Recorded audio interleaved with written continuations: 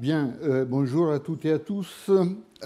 Avant de commencer à parler de la complexité des structures et de la cartographie, qui sera le prochain thème, je voudrais revenir un instant sur des questions de base, sur les ingrédients fondamentaux du calcul linguistique, selon le programme minimaliste, parce que ça vaut la peine d'investir encore un peu de temps sur ces questions. La dernière fois, je suis passé assez rapidement sur les dernières diapos, et donc ça vaut la peine, je pense, de revenir là-dessus et d'en parler un peu plus. Donc nous avons parlé de merge, l'assemblage, disons, le mécanisme de fusion, quel que soit le terme qu'on désire utiliser. Et d'après le programme minimaliste, c'est comme ça qu'on construit les structures. Et on peut exprimer cette règle de manière verbale, comme une sorte de consigne verbale, en disant, bon, ce qu'il faut faire, c'est prendre deux éléments A et B, il faut ensuite les assembler, et comme ça, on aura formé un troisième élément, AB. Et donc, en termes plus formels, on fait ce genre d'opération, on prend ces deux éléments, on les met ensemble et on forme une mini-structure, un troisième élément qui consiste de ces deux éléments.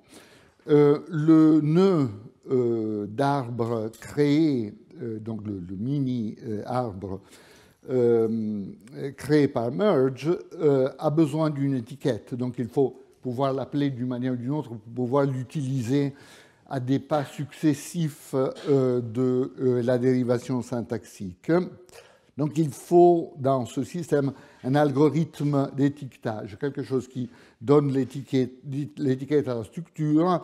En général, l'étiquette est héritée par l'un des deux éléments qui sont mis ensemble, mais suivant certaines règles. Par exemple, si vous prenez un verbe et un nom, rencontrer Marie, il est clair que l'entité qu'on crée, rencontrer Marie, est une entité verbale, c'est un syntaxe verbal, ce n'est pas une expression nominale. Donc il faut pouvoir choisir le verbe comme ce qu'on appelle la tête de la construction, l'élément qui donne le nom à la construction. Et il y a plusieurs idées sur la nature de cet algorithme d'étiquetage, peut-être on en reparlera un peu par la suite. Cecchetto et Donati ont travaillé là-dessus en proposant un algorithme lié à la notion de sélection. Il y a toujours un élément qui sélectionne l'autre élément, par exemple le verbe sélectionne le nom, mais non pas vice-versa. Donc c'est le verbe qui projette. Chomsky a fait aussi des propositions sur l'algorithme d'étiquetage. On reviendra sur ces questions. Dans les langues naturelles, merge est un processus récursif, c'est-à-dire dès qu'on a formé ce petit arbre, on peut réappliquer l'opération, prendre un autre élément, par exemple dans le lexique un élément C, et l'assembler avec AB et former une structure plus complexe, et il n'y a pas de limite, on peut continuer indéfiniment. C'est ça le pas récursif fondamental des dérivations syntaxiques.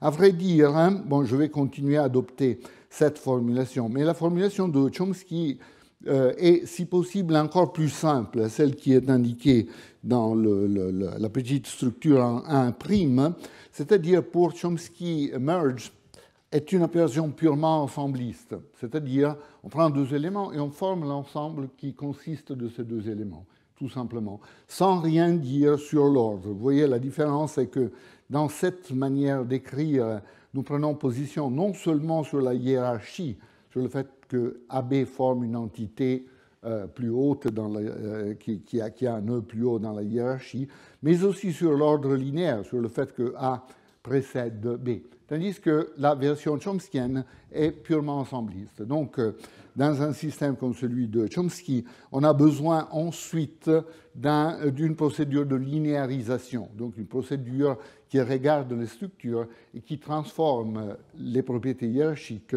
en propriétés linéaires. Du point de vue de des propositions très générales sur merge, cette manière de créer les choses est plus proche du point de vue de Richard Kane.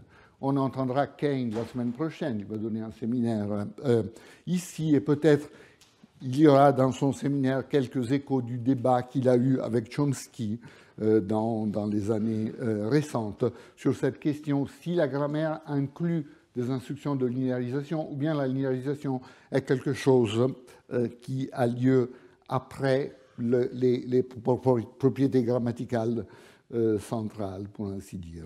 Bon, mettons tout ça entre parenthèses. Je vais continuer à adopter cette manière de voir les choses pour des raisons pratiques, fondamentalement. Il est très facile de dessiner des arbres, il est très difficile de dessiner des structures ensemblistes. Hein.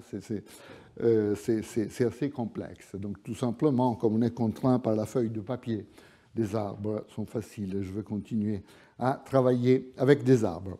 Donc, il y a trois propriétés qui sont directement liées à merge. L'une est l'infinité, donc le fait que dans la langue naturelle, on peut engendrer un nombre indéfiniment grand de structures. La deuxième propriété est le déplacement, dont je vais en parler, et la troisième propriété est la structuration hiérarchique de structures. Ces trois propriétés découlent immédiatement de merge récursif. Dans le cas de l'infinité, très directement. Dès qu'un processus récursif est en jeu, on peut continuer. Mais il y a quand même des choses intéressantes à observer. On en a parlé un tout petit peu la dernière fois, à la fin du cours. Si on regarde les différents types de merge sur la base des types d'éléments qu'on peut mettre ensemble, on voit bien qu'il y a trois formes possibles de cette opération.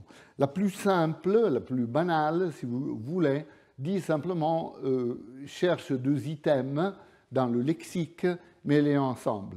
Donc tu prends la, tu prends fille du lexique, on met ensemble, on forme la structure, la fille.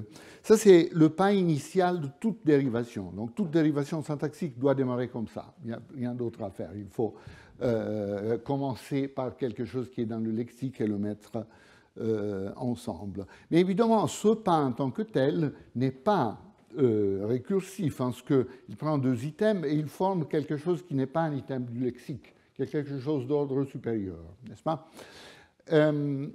Si on veut passer au pas récursif, il faut voir le deuxième cas.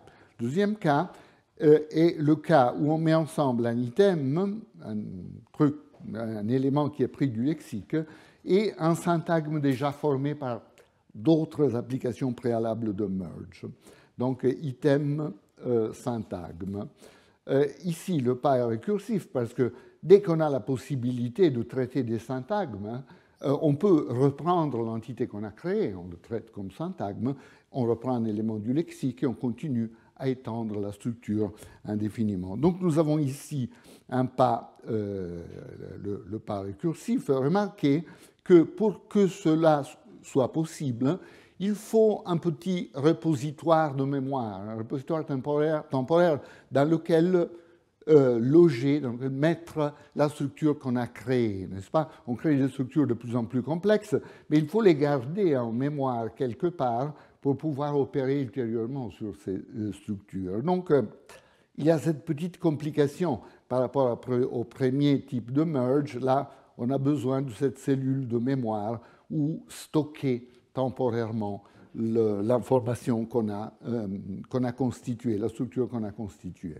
Et puis, il y a le troisième type de merge, qui est encore un peu plus compliqué, où on met ensemble, on assemble deux syntagmes complexes.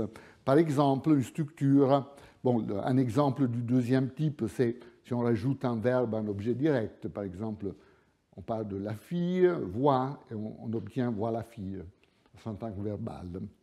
Troisième type, deux syntagmes indépendants, le garçon voit la fille, par exemple une structure sujet-prédicat, où le sujet et le prédicat sont complexes, on les met ensemble, mais afin de pouvoir faire ça, mettre ensemble deux syntagmes complexes, il faut deux repositoires, il faut deux endroits où élaborer une structure et ensuite prendre le contenu de ces deux entités et les mettre ensemble. Okay, donc, il y a une sorte de croissance naturelle de complexité sous-entendu par ces différents systèmes. Le premier n'exige pas de repositoire, le deuxième exige un repositoire, le troisième exige deux repositoires. Et c'est tout ce dont on a besoin, parce que si merge est une opération binaire qui met ensemble deux éléments, c'est tout. Ça traite tous les cas logiquement possibles. Voilà, donc cette manière de voir les choses nous permet de générer une typologie de système basée sur le type de merge utilisé. Hein. Du plus simple au plus complexe. Le plus simple, c'est tellement simple qu'il n'y a pas de merge. Donc, je l'ai appelé merge 0. Hein. Donc, on a là un système qui a un lexique, qui peut avoir accès au lexique, donc on prend des mots individuels, mais c'est tout. Il n'y a pas de processus combinatoire. Merge 0. Donc, ce type de système produit des phrases qui ont des mots individuels, pas plus que ça. Donc, le type 1, merge 1, est un système qui a simplement merge item-item. Donc, il peut prendre deux items, les mettre ensemble, puis cette opération n'est pas récursive, donc on s'arrête là. Donc, la seule chose qu'on peut faire avec ce système, c'est de former des structures comme la fille, des items de deux mots. Et c'est tout. Pas de récursivité.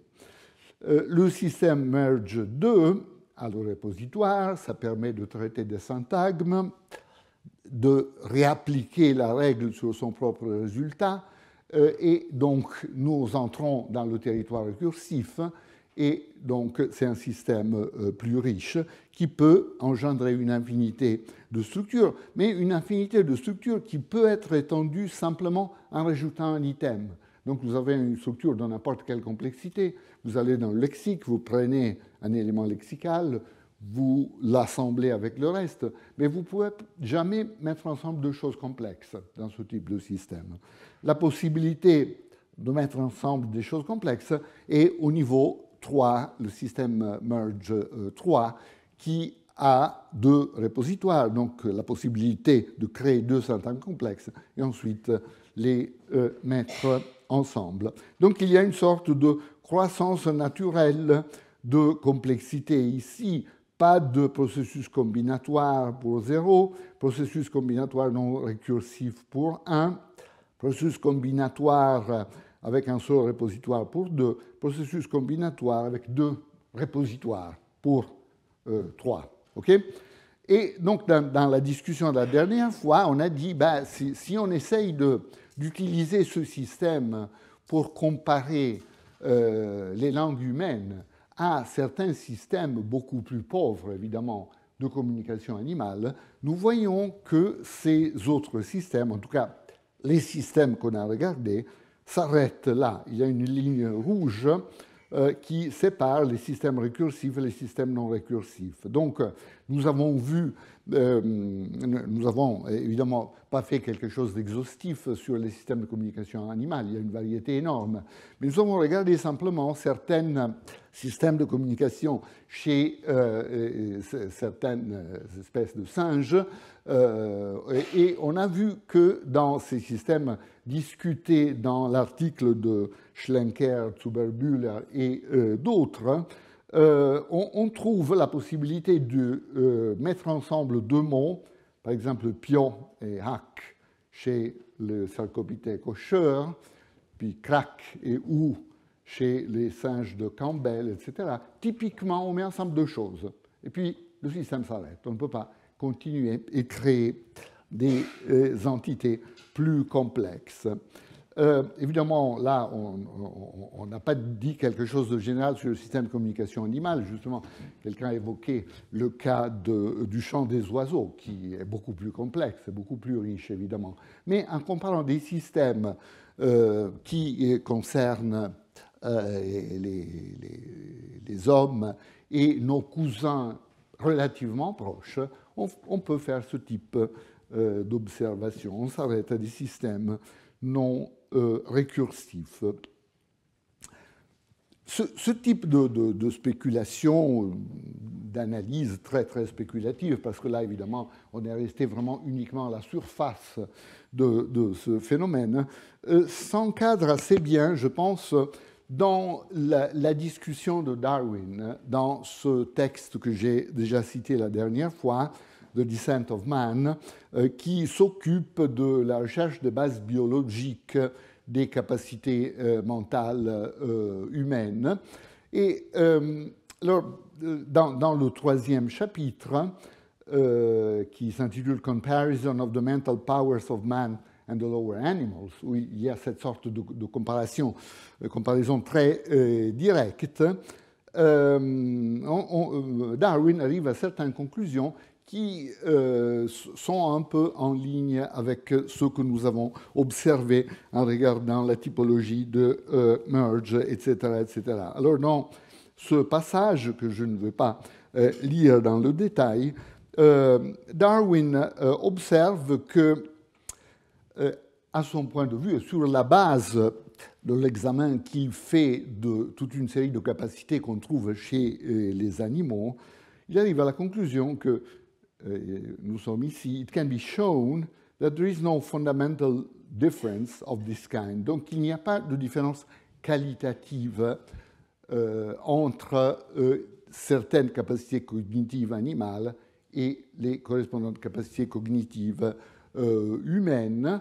Et en particulier, Darwin continue en observant que si on considère l'intervalle entre les formes les plus archaïques et en tout cas les moins avancées d'animal, de lower fishes par exemple, et de higher apes, donc les primates plus proches de nous, ce type d'écart est plus grand que l'écart entre the higher apes and man. Et donc Darwin dit, this interval is filled up by numberless gradations. Donc il voit des gradations partout, fondamentalement. Ça, c'est le point de vue qu'il essaye de défendre, et on comprend bien pourquoi.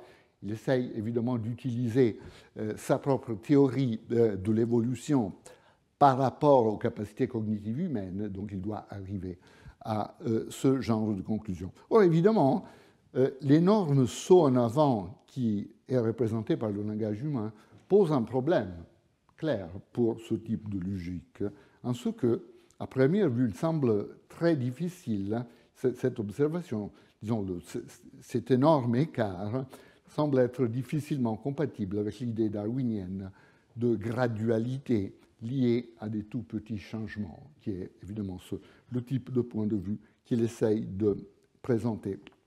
Néanmoins, il me semble que nous pouvons faire quelques petits pas en avant. L'analyse linguistique formelle que j'ai discutée peut atténuer et peut-être aider à surmonter cette contradiction apparente. Donc l'analyse minimaliste que nous avons discutée suggère que le langage humain, aussi complexe qu'il soit, se construit à partir de mécanismes de base très simples, comme merge, tellement simples qu'il est difficile d'imaginer un mécanisme combinatoire encore plus simple qui pourrait être à la base d'un système plus pauvre. Il est difficile d'imaginer quelque chose de plus simple que merge, comme nous l'avons caractérisé. Qui plus est, dans un système computationnel bien structuré, comme celui que nous sommes en train de considérer, un tout petit changement dans les ingrédients de base peut comporter d'énormes changements dans les capacités et les manifestations du système. Donc, un système très structuré avec des connexions déductives très fortes, on change une petite chose et ça entraîne des conséquences qui peuvent être extrêmement importantes. C'est le cas pour la possibilité d'une application récursive de merge. Donc, dès qu'on a cette petite possibilité de réappliquer merge sur son propre résultat, immédiatement, l'infinité de structures possibles s'ouvre.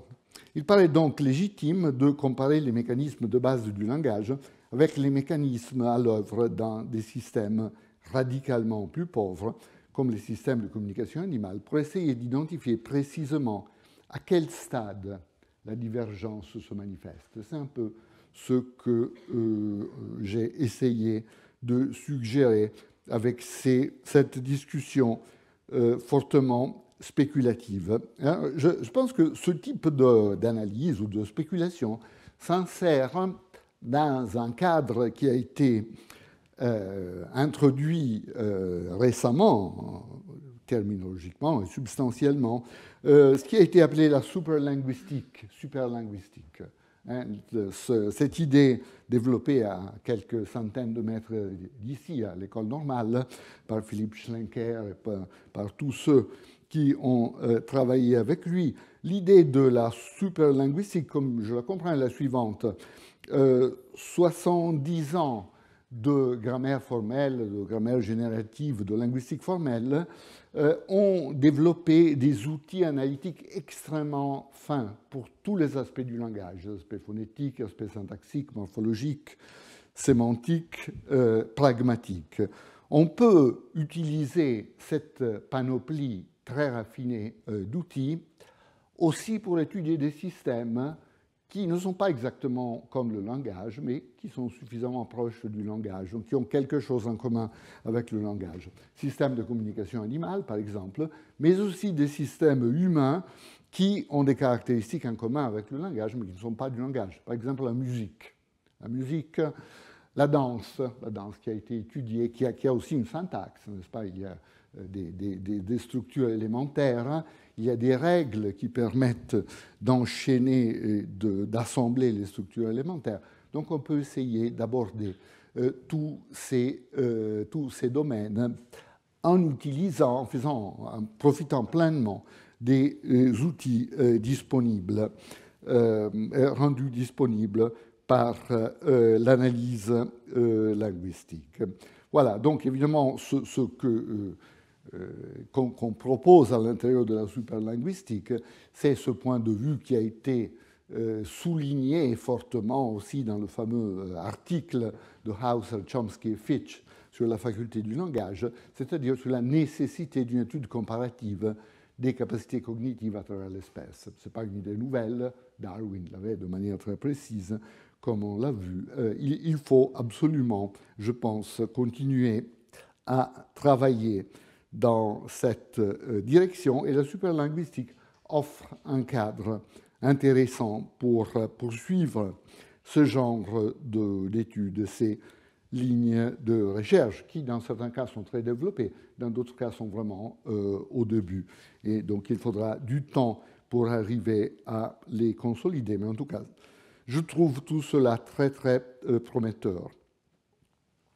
Voilà, on a utilisé la petite progression de systèmes pour nous poser des questions sur la phylogénèse. Maintenant, qu'est-ce qui se passe à propos de l'ontogénèse? Qu'est-ce qui se passe dans l'apprentissage du langage?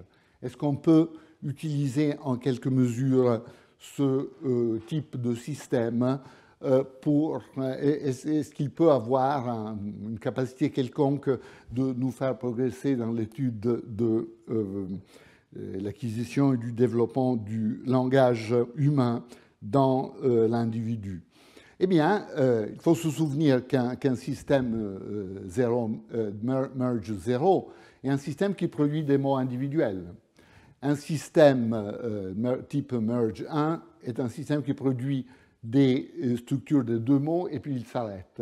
Donc ça nous rappelle quelque chose à propos du développement du langage, le développement du système de la production, bien sûr, qui passe, comme il est bien connu, par des stages ayant ces caractéristiques. Donc si on pense au bébé, au début, évidemment, il n'a pas vraiment de comportement linguistique significatif au niveau de la production. Vers l'âge de 6 mois, 7 mois, il commence à babiller, donc l'enfant produit des structures syllabiques fondamentalement, ba, ba, ba, da, da, da, etc. Ce qui montre quand même qu'il y a quelque chose qui est en train de se mettre en place.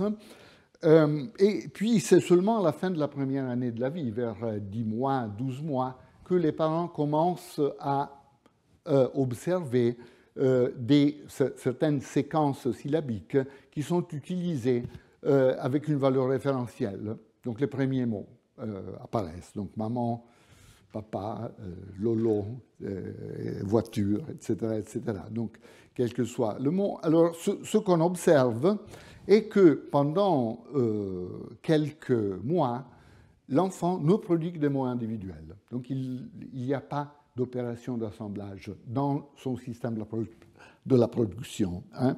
Et donc, on pourrait dire, même si le lexique est en train d'augmenter de taille, très lentement au début, puis c'est seulement plus tard qu'il y a l'explosion lexicale où l'enfant apprend 10 mots par jour, mais ça c'est beaucoup plus tard. Là, c'est très lent, c'est très très lent. Mais vers l'âge entre 1 an et 1 an et demi, l'enfant peut arriver à un lexique de quelques dizaines de mots, même en production, mais sans opération d'assemblage, sans les mettre ensemble dans le système de la production. Ensuite, il y a une période toujours très grossièrement localisable en termes d'âge entre 12 et 24 mois, donc 1 an et demi, 2 ans, mais avec beaucoup de variations individuelles. Hein, donc il faut prendre ces indications temporelles avec toutes les précautions nécessaires que les spécialistes de l'acquisition du langage ont appelé la phase de 2 mots. 2 mots parce qu'évidemment, typiquement, l'énoncé typique produit par l'enfant a 2 mots. Typiquement, verbe-objet, par exemple, mais pas nécessairement. Ça peut être 2 mots, aussi d'un autre type. Donc, veut, lolo, faire dodo, etc., etc. Ce genre de configuration. Donc, tout cela, la phase d'un mot et la phase de 2 mots dans le système de production correspondent à merge 0, merge 1. Est-ce qu'il y a quelque chose au niveau de l'acquisition du langage qui correspondrait à merge 2? Ce serait un type de structure, hein, où un seul argument serait complexe. Donc, par exemple, l'argument interne, fondamentalement, l'objet pourrait être complexe et développé, mais les autres arguments, en particulier le sujet, ne pourraient qu'être constitués par un seul point, n'est-ce pas? Parce qu'on n'aurait pas la possibilité de développer 2 syntagmes complexes, deux répositoires n'étant pas disponibles dans un système merge 2. Donc, est-ce qu'on trouve dans l'acquisition du langage une phase avec une telle asymétrie entre sujet et objet? Difficile à dire, franchement difficile à dire, mais il y a quelques indications qui suggèrent que peut-être il y a une phase où effectivement un seul argument est développé et l'autre a tendance à être constitué par un seul point dans la structure. Par exemple, le travail sur l'omission de l'article a observé qu'il y a une plus forte tendance à l'omission de l'article sur le sujet que sur l'objet. Donc la fille voit le garçon, l'article sur le sujet tombe plus facilement que l'article sur l'objet. Ce qui serait compatible avec le fait que, fondamentalement, dans le système de production, l'enfant a affaire à un système de merge type 2. Et donc, on ne peut que rajouter des mots individuels, pas des syntagmes plus complexes. Mais tout cela reste à voir. Hein, c'est extrêmement spéculatif. Merge 3, système adulte. Donc, il y a toute la gloire de merge dans toutes ces manifestations, en particulier dans les systèmes adultes. On peut mettre ensemble 2 structures complexes sans aucun problème. Toutes les langues adultes dont nous sommes à connaissance ont cette propriété. Donc, si on poursuit cette spéculation, on pourrait dire que pour notre typologie de merge, pourrait nous donner aussi un modèle du développement du système de la production. Pour la compréhension, c'est une autre histoire. Déjà, Darwin, dans l'ouvrage que j'ai cité, signalait que production et compréhension ne semblent pas être tout à fait parallèles. Les 2 systèmes, disons, la compréhension semble être plus avancée que la production. Mais en ce qui concerne la production, on pourrait penser qu'il y a un processus qui permet à l'enfant de passer du système plus simple à des systèmes de plus en plus complexes qui passent à travers ces différentes étapes. OK, je laisse cette spéculation à ce niveau. Il y aurait énormément de choses encore à vérifier, à spécifier, mais je me limite à ça. Juste un mot encore sur la question de l'évolution du langage. Évidemment, tout ce qu'on a dit concerne les systèmes de règles, concerne les systèmes computationnels. Il pourrait y avoir une évolution sur les lignes dans la dimension que j'ai citée. Mais ça laisse, entre parenthèses, beaucoup d'autres choses extrêmement importantes.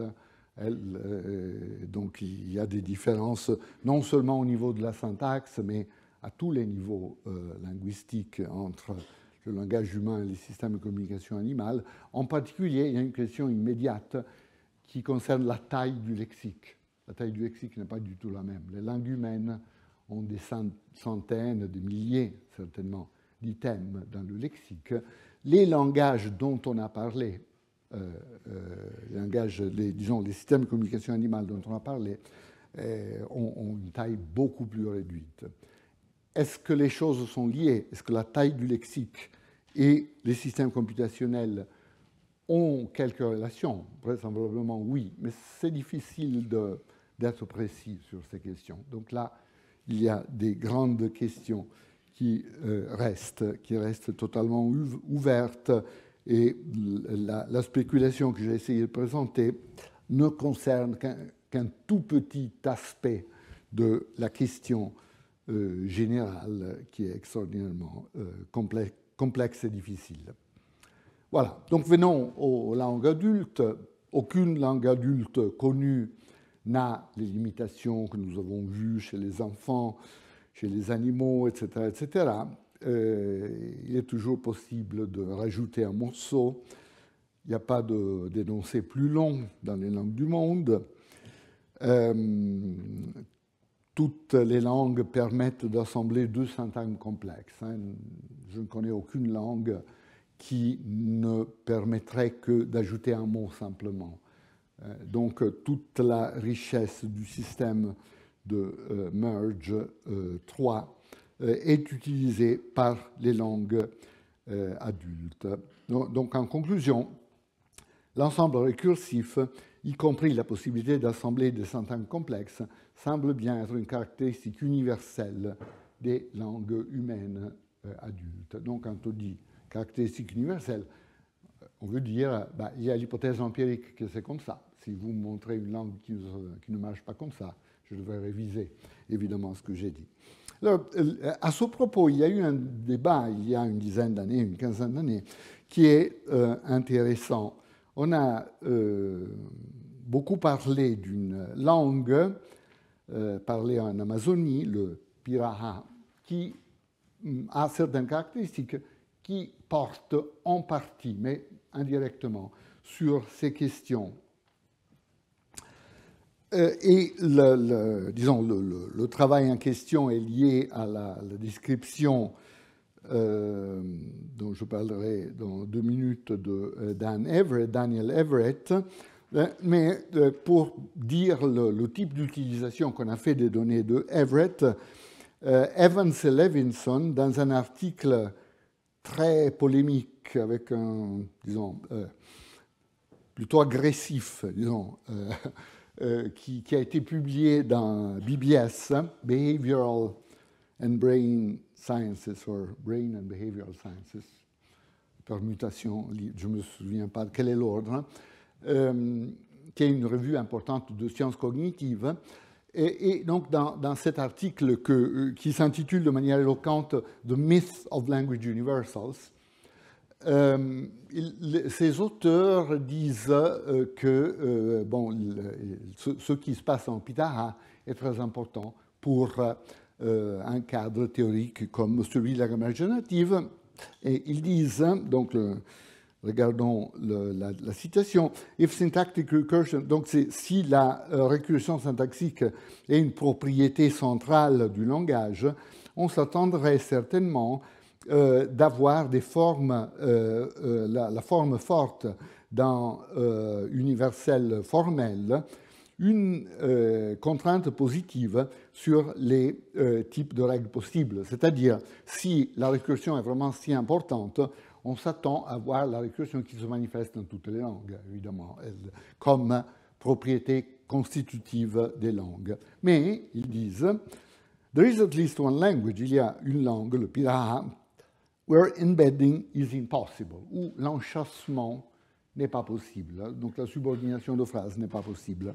The clear conclusion that these languages point to is that recursion is not a necessary or defining feature of every language. Donc vous voyez qu'il y a un peu de saut logique ici entre la récursion et l'enchâssement, n'est-ce pas? Ce n'est pas exactement la même chose. La récursion et l'enchâssement de phrases, c'est deux choses distinctes. Mais en tout cas, Evans et Levinson disent, sur la base des données du Piraha, il y a un problème avec l'idée que la récursion est un trait qui définit les langues.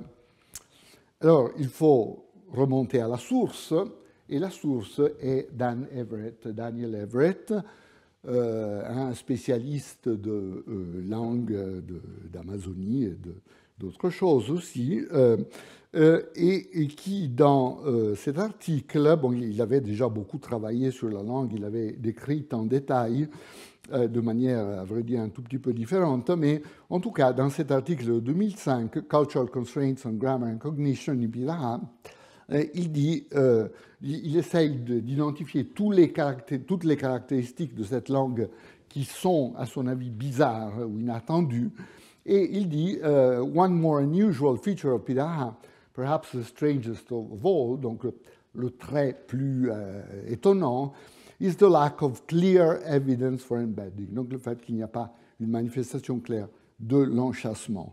Indeed, the evidence suggests that Piraha lacks embedding altogether. Donc il n'y a pas d'évidence claire pour la subordination et plutôt les données suggèrent qu'il n'y a pas d'enchâssement. Bon, il y a eu un grand débat sur ce thème, avec beaucoup de résonance publique. Il y a eu un article, par exemple, très bien écrit sur le New Yorker qui a attiré beaucoup d'attention aux États-Unis. Il y a eu des documentaires sur Arte, vous avez peut-être vu quelque chose là-dessus. Alors, il faut d'abord, pour évaluer ce que ce débat a apporté, il faut d'abord clarifier un point terminologique aussi substantiel, c'est-à-dire ne pas avoir l'enchâssement, ne pas avoir la subordination de phrases, n'est pas la même chose que ne pas avoir merge récursif. C'est deux choses différentes. L'enchâssement est un cas particulier d'utilisation de merge, mais un cas particulier, encore une fois. Donc, comme nous l'avons vu, un système n'ayant pas merge récursif est drastiquement limité dans sa capacité générative. Il ne permet que des énoncés de deux mots. Et clairement, on ne trouve pas ce type de limitation en Piraha. Ici, vous avez quelques exemples tirés des corpus de production naturelle, d'histoires qui sont racontées, etc., qui sont disponibles. Là, il est clair qu'on a des énoncés d'une dizaine de mots ou plus, qui veulent dire des choses comme un tel était vraiment fâché à la femme de son frère, apparemment, etc. Donc, il y a des phrases très complexes qu'on trouve dans n'importe quelle autre langue. Donc, certainement, on ne peut pas conclure, si on pense en termes du système que nous avons présenté, que cette langue n'a pas à disposition merge récursif. Est-ce que, donc pour venir à la division plus étroite, est-ce que la langue permet la subordination de phrases?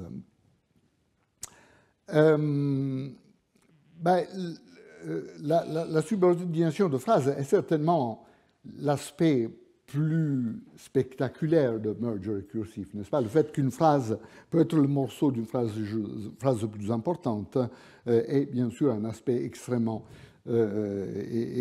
spectaculaire de l'opération de merge, mais ça ne peut pas être identifié avec la question est-ce que la langue a ou n'a pas merge récursif. De toute façon, étant donné le caractère central de la subordination de phrases, on peut comprendre pourquoi il y a eu tellement d'intérêt suscité par la description d'Everett et par tout ce qui a été dit. Il y a eu un débat qui a duré plusieurs années. Il y a encore eu une contribution un peu plus récente en 2016, auquel plusieurs linguistes ont participé, Everett et puis Nevins, Pézetsky, Rodriguez, qui ont écrit un texte de critique par rapport aux conclusions de Everett, puis il y a eu des réponses de Everett, des contre-réponses, etc., etc. À la fin, plus ou moins tout le monde est resté sur ces positions, mais néanmoins, il y a beaucoup à apprendre de ce type de choses. Il y a eu aussi une intervention intéressante de Ueli Sauerland qui a proposé une analyse de terrain intéressante de certaines données. En tout cas, les questions que je voudrais poser avec vous et discuter avec vous, est-ce que factuellement le Piraha permet la subordination de phrases, oui ou non? Là, bon, ça doit être oui ou non, même s'il peut y avoir des complications. Mais surtout, la deuxième question, si la description d'Everett est correcte, quelles conséquences générales faut-il en tirer pour la théorie générale du langage? Est-ce que Evans et Levinson ont raison à dire que ça serait un désastre ou non, du point de vue d'une théorie comme celle que nous avons discutée? Bon, je vais très rapidement, parce que là, c'est des questions factuelles. Nevins, Pézetsky et Rodriguez disent non, il y a plein de cas de subordination dans la langue. Ils utilisent même une description donnée par Everett quelques années avant, dans les années 80. Donc, ils disent on peut produire des structures comme un tel a déjà ordonné que l'enfant coupe l'herbe. Par exemple, là, il est clair qu'il y a une phrase subordonnée qui est produite, ou bien il sait bien comment faire des flèches, par exemple. Comment faire des flèches est une structure subordonnée. Donc, ils disent il y a des subordonnés, manifestement. Everett, dans sa réponse, dit peut-être ce qui se passe, c'est que ce n'est pas des vrais cas de subordination, d'hypotaxe. C'est plutôt des cas de parataxe. Peut-être on met ensemble deux phrases simples, l'une après l'autre dans le discours, et même si cela correspondrait en français ou en anglais à un cas de subordination, là c'est simplement une juxtaposition de deux phrases. Donc peut-être les exemples discutés avant sont plutôt à traduire comme quelque chose type un tel a donné un ordre, l'enfant coupe l'herbe en conséquence de cet ordre. Mais donc c'est un cas de parataxe, pas d'hypotaxe. Il sait bien faire quelque chose, il sait bien quelque chose, il fait des flèches. Okay? Donc on pourrait réanalyser de cette manière. Nevins, Pézetsky et Rodriguez disent non, c'est l'hypothèse de la parataxe n'est pas réaliste parce qu'on voit dans la deuxième phrase ce marqueur nominal, sai, qui indique que la deuxième structure a été nominalisée, structure nominale. On sait que dans beaucoup de langues, si on veut en chasser une structure, il faut que cette structure soit nominalisée, devienne une structure nominale de quelque sorte. Par exemple, même les infinitifs dans les langues romanes sont des formes verbales plus proches des noms que les verbes fléchis, par exemple. Et puis, la structure de ces phrases n'a pas toutes les spécifications de temps, aspect, mode, etc., que les phrases principales ont. Donc, ils disent non, c'est des vrais cas de subordination, comme on voit de ces structures. La contribution de Sauerland a été justement sur l'analyse de ce élément de nominalisation, mais je ne veux pas revenir là-dessus. Il est vrai que Everett avait fait une observation intéressante, c'est-à-dire il avait dit ces langues, disons, cette langue est une langue SOV, sujet, objet, verbe. Jean gâteau mange, pas Jean mange gâteau, n'est-ce pas? Mais donc, si cette phrase à la fin était un complément du verbe, on s'attendrait à la retrouver entre le sujet et le verbe, étant donné que l'ordre est sujet, objet, verbe, et non pas à la fin de la structure. Donc c'est un argument que Everett donne en faveur de son idée que la structure est fondamentalement une structure paratactique.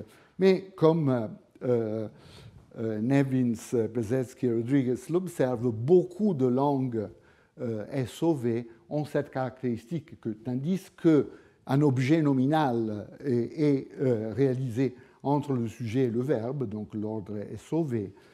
Quand le sujet est une phrase entière, elle se trouve à la fin. Par exemple, en allemand, vous trouvez ce genre de choses. Hans hat die Kinder gesehen, donc Hans a les enfants vus.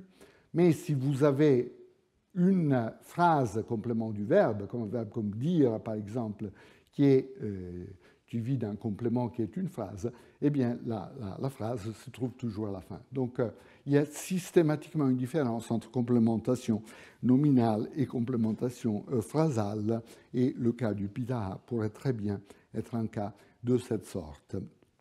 Il y a certaines situations où, tout simplement, on voit, on entend la structure subordonnée entre le sujet et le verbe de la phrase principale. Par exemple, pour dire des choses comme « il ne veut pas que je parte »,« il ne veut pas que je parte », l'ordre des éléments est quelque chose comme « il, moi, partir, veut pas ». Donc vous avez toute la phrase subordonnée, sujet-prédicat, qui se trouve entre le sujet de la principale et le verbe de la principale. Donc, dans ce cas de situation, il n'y a rien à faire. Ce n'est pas possible que ce soit un cas de parataxe, évidemment. C'est à l'intérieur, c'est évidemment à l'intérieur. Donc, il, moi, partir, nominalisation, veut pas. Hein. Donc, ça serait la structure.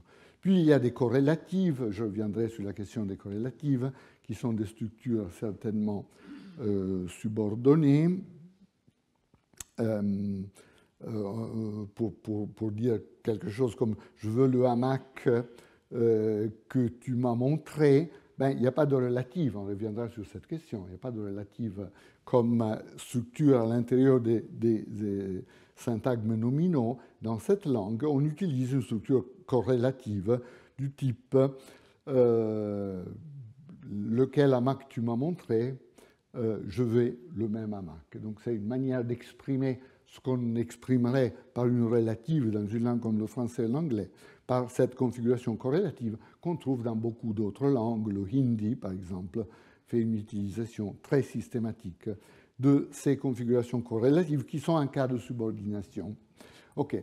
Il y a eu cette investigation de corpus qui n'a, à mon avis, rien donné de significatif. En effet, les auteurs qui incluent Dan Everett et d'autres, c'est ce qu'ils disent. Our analysis has failed to find strong support for syntactically embedded structures in Pitara. Donc, ça ne va ni dans un sens ni dans l'autre. À vrai dire, moi, j'aurais vu, en lisant ce papier, un petit argument en faveur de la subordination, mais je ne veux pas imposer ma propre perception, mais par exemple, il discute dans cet article, qui est d'ailleurs intéressant, qui inclut beaucoup de personnes intéressantes comme Ted Gibson, qui est un psycholinguiste fameux, Piantadosi, dont certaines contributions récentes et moins récentes sont très connues, et Dan Everett, Futrell, etc.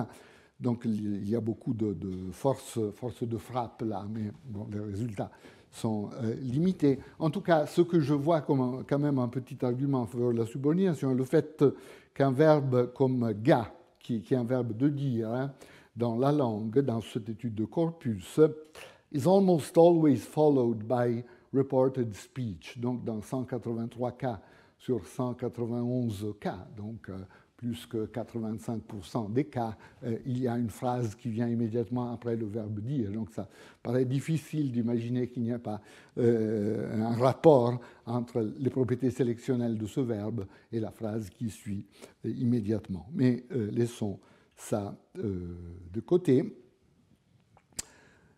Donc, l'affirmation que le Pitara ne connaît pas de forme d'enchâssement de phrase paraît empiriquement douteuse. Peut-être c'est vrai, peut-être c'est pas vrai, mais en tout cas, l'analyse de Pesetsky, Nevins, Rodriguez montre qu'il y a beaucoup suggère qu'il y a beaucoup de types de subordination. Et en tout cas, comme je le disais, les participants au débat sont restés fondamentalement sur leur position respective, ce qui ne nous empêche pas d'avoir une idée, bien sûr. On peut néanmoins tirer de ce débat une conclusion plus faible, qui est certainement correcte, sur la variation possible. C'est-à-dire les types d'enchâssement possibles peuvent varier d'une langue à l'autre. Ce n'est pas qu'on a à travers les langues systématiquement le même type d'enchâssement. Ce n'est pas le cas que toutes les langues ont le même inventaire de construction subordonnée. Par exemple, comme je le disais, le Piraha n'a pas une construction relative identique à celle de langues comme le français et l'anglais. Il utilise des structures comme les corrélatives, comme on disait, à la place des relatives. Ça, c'est une observation qui n'est pas du tout récente. Par exemple, elle a été faite de façon très intéressante par ce grand linguiste Ken Hale, grand linguiste de terrain qui a enseigné longuement à MIT, grand spécialiste des langues autochtones d'Amérique et d'Australie. Et en particulier, dans cet article de 1975, Gaps in Grammar and Culture, Hale fait exactement cette observation. L'inventaire des constructions est un inventaire de disponibilité, mais ce n'est pas le cas que toutes les langues utilisent toutes les possibilités. Les langues font des choix, choisissent certaines choses. Donc, par exemple, Ken Hale parle du Warlpiri, une langue qu'il connaissait presque nativement. Ses fils la connaissaient nativement, en effet, parce qu'ils s'étaient transférés dans la région et donc les enfants avaient appris la langue nativement, et qui est parlée au beau milieu de l'Australie, dans cette région, vous voyez. Et dans cette langue, certainement, il n'y a pas de relative, dans le même sens où il y a de relative en anglais. Donc, par exemple, on dit deux choses pour traduire la phrase anglaise « I killed the snake that bit me », l'ordre est toujours sujet, objet, verbe. Donc, moi, serpent tué, moi j'ai le serpent tué. Lequel serpent, disons, m'avait mordu, quelque chose comme ça, okay, avec la structure qui correspond à la relative, qui n'est pas attachée au syntagme nominal, qui se trouve à l'intérieur de la structure, mais qui est comme une sorte d'adverbial à la fin de la phrase. Je, kangaroo, j'ai harponné le kangourou, lequel mangeait l'herbe, quelque chose comme ça. Donc, Ken Hale dit, on utilise ces constructions qui ressemblent, il n'analyse pas tout à fait comme des corrélatives, mais qui ressemblent aux corrélatives. C'est des phrases adverbiales à la fin de la structure qui modifient une expression nominale qui se trouve à l'intérieur de la structure. Alors, il est intéressant de constater, si on regarde la littérature, qu'on trouve une sorte d'image miroir, en tout cas à adopter cette analyse de Caponigre et Polinsky, une image miroir du Warlpiri. Pourquoi? Parce que, donc ici, la langue est très différente, évidemment. La digué, ou adiguéen, peut-être en français, une langue caucasienne du nord-ouest, donc c'est une langue, si j'arrive à lire, par là, dans cette région, qui est pas loin de la mer Noire, vous voyez. Oui, plus ou moins, ça doit être plus ou moins visible, donc une langue caucasienne. Et selon la description de Caponigre et Polinsky, cette langue n'aurait pas de phrase complément de verbe.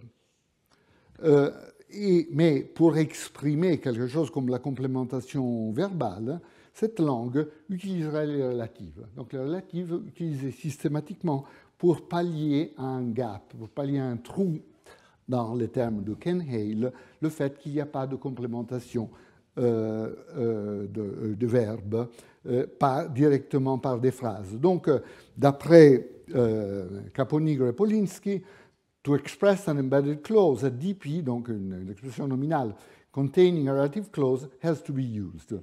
Donc, pour dire quelque chose comme « j'ai pensé que l'enfant a cassé la voiture », il faut dire quelque chose comme j'ai pensé la chose telle que l'enfant a cassé la voiture. pour dire je me demande si l'enfant a cassé, je me demandais si l'enfant, ou il se demandait si l'enfant a cassé la voiture. On aurait quelque chose comme il se posait la question, oui ou non, l'enfant avait cassé la voiture, quelque chose comme ça. Donc on passe toujours, d'après l'analyse de Caponiger et Polinsky, par une phrase relative pour la complémentation phrasale. Donc comment peut-on exprimer ces différences? C'est très simple. Il faut considérer, ça c'est vraiment essentiel, que l'opération de merge a un certain pouvoir, mais un grand pouvoir, mais elle ne s'applique pas dans le vide. Elle a besoin de quelque chose pour s'appliquer. En particulier, il a besoin d'un lexique dont il respecte les spécifications. Et le lexique a des spécifications qui peuvent varier d'une langue à l'autre. C'est la paramétrisation. C'est un thème dont on avait parlé dans le cours de l'année passée. Comment exprimer la différence entre les langues? Eh bien, certainement, un élément, peut-être le seul élément qui caractérise la variation syntaxique, c'est la spécification dans le lexique, en particulier dans le lexique fonctionnel. Donc, on peut dire qu'en Warlpiri, dans la langue d'Australie, étudiée par Hale, les expressions nominales ne sélectionnent pas de complémentaires. Donc, on n'a pas cette configuration. On n'a pas une clause qui fasse partie d'une configuration nominale. Donc, il n'y a pas de relative en particulier. La question si les relatives sont sélectionnées par l'élément nominal ou par le déterminant est une question importante, mais il y a certainement quelque chose qui spécifie que c'est des structures nominales qui sont possibles dans des configurations nominales. En tout cas, ce genre de configuration n'est pas possible, évidemment, en Warlpiri. Donc la langue fait recours à quelque chose d'autre, à ces constructions quasi-adverbiales, sortes de corrélatives, qui sont produites, qui sont engendrées dans le système verbal. Par contre, si Caponiger et Polinsky ont raison, un adigué ou adiguéen, on n'a pas de configuration de ce type. Donc, un élément verbal ne sélectionne pas directement une clause. Donc, pour exprimer une complémentation clausale au niveau verbal, il faut passer par la relative. Donc, la langue doit utiliser une configuration relative à la place de cette configuration. Donc, merge fonctionne, on peut dire, en tout cas, je le dis, dans ces langues exactement comme en français, en anglais, etc., etc. Mais les spécifications du lexique concernant les propriétés sélectionnelles modulent les applications de cette règle dans les diverses langues et donc déterminent les trous dont Ken Hale avait parlé. Et nous avons donc que, c'est pour ne prendre que les déclaratives, compléments des verbes, et les relatives, nous avons des langues qui ont les deux possibilités. En anglais, en français, bien sûr, en italien, on a les deux possibilités, dans beaucoup d'autres langues. En Warlpiri, on a vu, nous avons des déclaratives subordonnées, mais nous n'avons pas de relatives, dans le sens de structure à l'intérieur des configurations nominales. Un adigué, ou adiguéen, si Caponiger, et Polinsky ont raison, on n'a que de relatives. C'est la seule forme de subordination qui est utilisée dans tout le système. Donc évidemment, ce type de petit chemin ouvre la possibilité virtuelle d'une langue qui, tout simplement, n'aurait ni de déclarative ni de relative. Virtuellement, c'est possible. Comme tout dépend des spécifications du lexique fonctionnel, c'est une possibilité logique.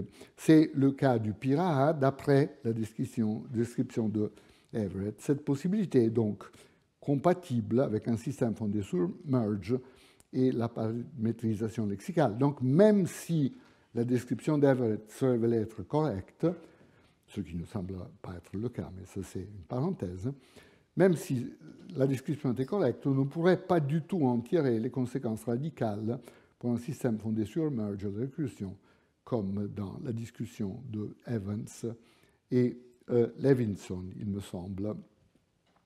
Alors la question se pose, si c'est effectivement une possibilité logique, pourquoi elle est si difficile à trouver? Pourquoi probablement Nevins, Pézetsky et Rodriguez ont raison à propos du Pitara, que n'est pas une bonne manifestation de ce quatrième cas. Pourquoi on n'a pas, on ne trouve pas facilement, ou peut-être on ne trouve pas du tout cette possibilité logique?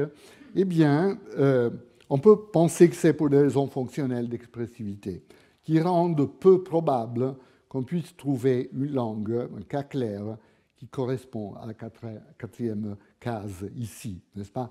Pourquoi? Ben parce que l'enchâssement est extrêmement utile, peut faire toutes sortes de choses extrêmement utiles pour nous.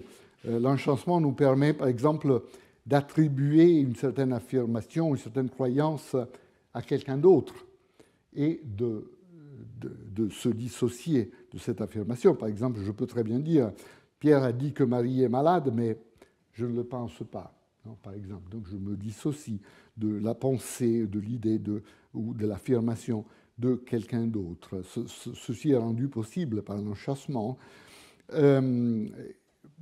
L'enchâssement est évidemment utile pour restreindre la référence d'une expression nominale. La fille qui est partie, celle qui est restée. Donc, je compare deux situations avec les spécifications restrictives qui me permettent d'identifier l'une et l'autre.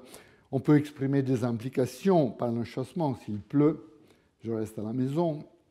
On peut exprimer toutes sortes de relations adverbiales, de temps, de cause, etc., etc. Marie est arrivée quand Pierre est parti. Paul est parti parce que Jean était insupportable, etc., etc. Donc, on peut exprimer des tas de choses et il paraît donc peu plausible qu'une langue renonce à exprimer l'ensemble de toutes ces distinctions. Donc, même si le cas d'une langue qui n'admet aucune forme de subordination de phrase est une possibilité logique, il semble y avoir des raisons fonctionnelles d'expressivité qui pourraient amener les langues à adopter au moins quelques formes de subordination. Voilà, donc c'est la conclusion de la discussion sur le Pitara, mais je ne veux pas conclure, je veux continuer un tout petit peu sur les autres thèmes qu'on avait lancés la semaine passée. La conclusion, donc, est que la syntaxe de langue naturelle est généralement fondée sur l'application récursive de merge, en ce sens qu'il n'y a pas de langue humaine qui soit limitée à des phrases d'un mot ou de deux mots. Ça, nous pouvons être raisonnablement sûrs. Même les langues polysynthétiques, n'est-ce pas? Si vous pensez à ces langues comme l'inuit, les différentes variétés d'inuit, etc., où il y a des mots extrêmement longs, et très souvent une phrase entière est exprimée par un mot, bien clairement, il n'y a pas de limitation à un seul mot. On peut toujours avoir quelque chose de plus complexe. Et puis ce mot complexe dans les langues polysynthétiques exige beaucoup d'application de merge, en effet. Peut-être on aura l'occasion d'en parler par la suite. Donc merge récursif est toujours accessible, mais il ne s'applique pas dans le vide. Ça, c'est très important. Ces applications sont fonction des propriétés de sélection du lexique de la langue considérée, lequel lexique constitue le locus fondamental de la variation, les paramètres. Donc on s'attend exactement à trouver la variation dont Ken Hale nous a parlé. Ceci rend compte du fait qu'une langue particulière puisse ne pas avoir une forme particulière d'enchâssement. Ça paraît tout à fait clair, mais qu'une langue puisse renoncer à toutes les formes d'enchâssement est une possibilité logique dans ce système, mais une possibilité qui ne paraît pas empiriquement attestée et qui semble peu probable pour des simples considérations fonctionnelles d'expressivité. Mais même si un tel cas existait, les hypothèses de base sur le fonctionnement des langues comme système fondé sur merge récursif ne seraient pas du tout remis en question. Voilà, donc ça c'est ma conclusion de ce long débat. Avançons un tout petit peu. Il y a encore beaucoup de choses à dire avant d'arriver à la cartographie. On a parlé de l'infinité Mais comme je le disais, il y a au moins deux autres grandes propriétés des langues naturelles qui sont liées à l'assemblage, qui sont liées à merge. Le déplacement et la structuration hiérarchique. Donc, disons quelque chose de ces deux propriétés. Et les trois peuvent être déduites d'une formulation appropriée du système d'assemblage. Alors, qu'est-ce que c'est que le déplacement ou mouvement? Ben, c'est le fait que dans beaucoup de constructions grammaticales, une expression linguistique est prononcée dans une position distincte de la position dans laquelle l'expression est interprétée. Et donc il y a un écart systématique, il y a une incongruence systématique entre les deux interfaces. Vous vous souvenez, on a parlé de deux interfaces de la syntaxe, avec le système de son et le système de sens, des interprétations, et les structures qui impliquent un mouvement manifestent une non-congruence entre ces deux interfaces. Ça, on le voit très simplement illustré. Si on prend un exemple d'une manière qu'on peut utiliser en français pour former une question, quel livre tu veux acheter ou quel livre est-ce que tu veux acheter? Il y a une expression, quel livre, qui est prononcée au début de la structure.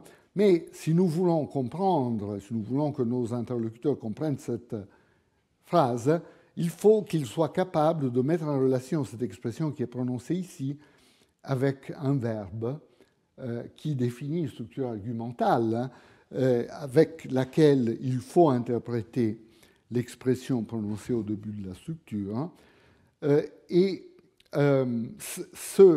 Cette expression, la position de la prononciation et le verbe qui définit la structure argumentale pertinente peuvent être indéfiniment éloignés, parce qu'il peut y avoir beaucoup de choses qui interviennent ici. Quel livre est-ce qu'on a dit que tu veux acheter, par exemple? Quel livre est-ce qu'on a dit que le professeur pense que tu veux acheter? Ça devient lourd, bien sûr, mais il y a toujours cette possibilité nécessaire de mise en relation entre des positions distinctes. Donc, il y a un écart ici, non-congruence. Prononciation ici, interprétation là. Ou plutôt, si vous voulez, interprétation ici, parce que l'élément interrogatif, l'élément WH, comme on dit, doit aussi être interprété comme un opérateur en début de phrase. Donc, quelque chose qui veut dire quelque chose comme pour quel x un livre, bla bla bla bla bla. Donc, un opérateur qui lit une variable.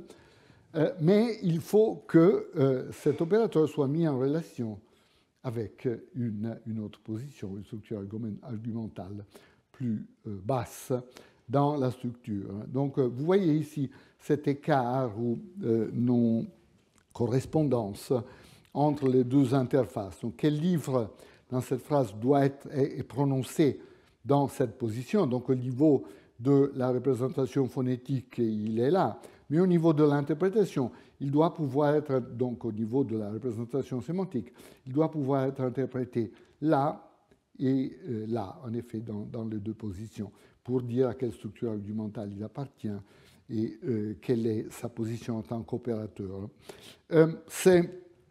Cet écart entre les deux interfaces a toute une série de conséquences. Par exemple, il crée immédiatement toute une série d'ambiguïtés, une série de structures qui sont ambiguës en conséquence de cette organisation.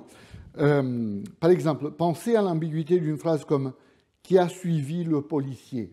Réfléchissez un instant à vos interprétations de cette phrase. Là, on voit que cette phrase est ambiguë. Il y a une interprétation immédiate qui est sujet. Donc, quelqu'un a suivi le policier, je voudrais savoir de qui il s'agit. Mais il y a aussi une interprétation où qui correspond à l'objet. Donc, le policier a suivi quelqu'un. Et je voudrais savoir qui est cette personne qui a été suivie par le policier. Ou bien pensez à une ambiguïté comme celle-ci. À qui as-tu dit qu'il faut écrire une lettre? Donc réfléchissez un instant à votre compétence linguistique de locuteur du français.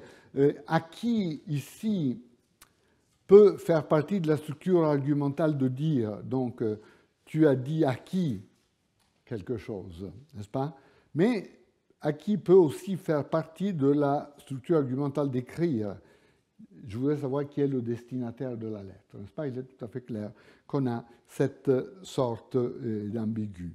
Et ces ambigus sont créés par l'écart dont j'ai parlé entre les deux interfaces. Alors comment traiter cet écart, comment traiter ces ambiguïtés? L'analyse classique dit que il y a des représentations linguistiques abstraites où l'élément interrogatif est engendré dans la position argumentale. Donc, il y a une représentation abstraite de type « tu veux acheter quel livre ?» Quel livre est dans sa position argumentale, il reçoit un rôle thématique du verbe acheter, etc., etc. Et puis, il y a une règle de déplacement qui le déplace en début de phrase. Et cette règle de déplacement peut créer une ambiguïté là où les structures sous-jacentes ne sont pas ambiguës. Par exemple, les deux structures sous-jacentes d'une phrase ambiguë comme 8 seraient « tu as dit à qui qu'il faut écrire une lettre », ensuite mouvement de à qui, ou bien tu as dit qu'il faut écrire une lettre à qui, destinataire de la lettre, je m'interroge sur le destinataire de la lettre, mouvement. Dès que le mouvement s'applique, la distinction est éliminée, en tout cas en termes de séquence d'éléments prononcés. D'où l'ambiguïté. Même chose pour qui a suivi le policier, deux structures sous-jacentes, l'une avec qui est sujet, donc si qui se déplace, il se déplace localement vers la périphérie gauche ou bien il reste en place dans ce cas. Il peut y avoir différentes analyses, mais le cas intéressant est l'interprétation où qui est objet. Là, on partira d'une représentation comme le policier a suivi qui, ensuite il y aura un mouvement vers la gauche de qui, suivi d'un autre mouvement qu'on peut appeler en version stylistique, où l'élément verbal se déplace à la gauche du sujet. Il y a plusieurs possibilités ici, à vrai dire, hein, mais admettons que ça soit l'analyse correcte. On obtient de cette manière qui a suivi le policier, qui peut être ramené à deux structures abstraites, deux structures profondes, comme on disait jadis, dont chacune est non ambiguë. Voilà la manière classique d'analyser le mouvement. Si vous regardez la littérature, hein, vous avez l'impression qu'il y a beaucoup de variations. Il y a certains cadres théoriques qui impliquent le mouvement, il y a d'autres cadres théoriques qui disent « non, non, mon cadre n'a pas de mouvement ». Il y a un peu de confusion, je pense. Il y a un peu de confusion. Il est vrai que la discussion technique de comment obtenir ces propriétés est très importante. Il faut absolument la faire. Il faut être détaillé. Mais, comme toujours, il faut que les arbres individuels ne nous fassent pas perdre de vue la forêt. Hein. L'essentiel, c'est toujours voir qu'il y a une forêt et puis il y a des arbres individuels qu'on peut étudier en détail. Donc, il y a plusieurs cadres théoriques précis, grammaire générative classique, cadre gouvernement-liage, qui sont très fidèles à la métaphore du mouvement. Il y a effectivement quelque chose qui bouge d'une position à une autre. D'autres cadres, Generalized Phrase Structure Grammar, Lexical Functional Grammar, Head-Driven Phrase Structure Grammar, plusieurs versions de la grammaire catégorielle, Tree Adjoining Grammar, beaucoup de possibilités, vous trouvez dans la littérature, qui ne sont pas fidèles du tout à la métaphore du mouvement, qui ont des mécanismes de nature un peu différente. Mais ce débat, qui est très important, ne doit pas faire perdre de vue le fait que la non-congruence entre représentation de son et de sens est un fait profond et constitutif des langues naturelles. Tous les systèmes tous les grammaires formelles, quel que soit l'outil spécifique qu'ils utilisent, doivent pouvoir exprimer cette non-congruence ou cet écart que j'ai mentionné. Okay? Donc il faut, ça c'est quelque chose d'absolument incontournable. Alors, terminons pour aujourd'hui en regardant ce que cela a à voir avec merge, n'est-ce pas? Est-ce que le mouvement, c'est un type de procédure indépendante de merge? L'idée, c'est non. En effet, c'est un cas particulier de notre opération d'assemblage. Pourquoi? Pensez à la formulation de l'assemblage qui dit prendre deux choses, mêler ensemble, et c'est tout. C'est ce qu'il faut faire. Hein. Et supposons qu'on ne mette pas de restriction sur l'origine de A et de B. Donc, A et B peuvent être pris n'importe où. Donc, il y a deux cas potentiels. Un cas où A et B sont externes à l'extérieur l'un de l'autre. Par exemple, on prend dans le lexique avec, on prend dans le lexique Jean, on met ensemble, on forme avec Jean. Okay? Donc ça, c'est merge externe. Mais on peut imaginer aussi un cas où A et B fassent déjà partie du même petit arbre et que, par exemple, A soit contenu dans B, dans une configuration qu'on a déjà créée. Ici, on peut néanmoins prendre A et opérer merge avec B, et on aura obtenu un cas qui correspondra précisément au mouvement. Voyons de plus en détail un exemple. Imaginez comment on peut dériver quel livre tu veux acheter. On parle de quelque chose comme tu veux acheter quel livre, donc quel livre est notre A qui fait partie de B, tu veux acheter quel livre. Okay. À partir de cette configuration, on prend A de l'intérieur de B et on opère merge, l'assemblage avec B, et on obtient quel livre tu veux acheter, quel livre. Donc avec une double représentation de quel livre. Alors, ce qui se passe est que quand il y a plusieurs occurrences du même élément en conséquence de cette opération de merge interne, on ne prononce qu'une occurrence, l'occurrence plus haute. Okay? Ça, c'est un simple principe d'économie. Mais la présence de toute une structure visible à la computation mentale est essentielle pour traiter toutes sortes de phénomènes où cet élément qui est prononcé ici se comporte comme il se trouvait dans cette position. Par exemple, pour l'assignation du rôle thématique, il doit recevoir un rôle thématique du verbe acheter dans ce type de configuration. OK. Peut-être la prochaine fois, je parlerai encore du déplacement et de la localité, mais oui, d'accord. Alors, je pense que je vais m'arrêter à ce point. Pour le moment, donc, on a parlé de l'infinité, on a parlé du déplacement, on va parler un peu la prochaine fois de l'organisation hiérarchique, et puis on va enfin aborder la question des structures cartographiques. Et pour aujourd'hui, je m'arrête là. Merci.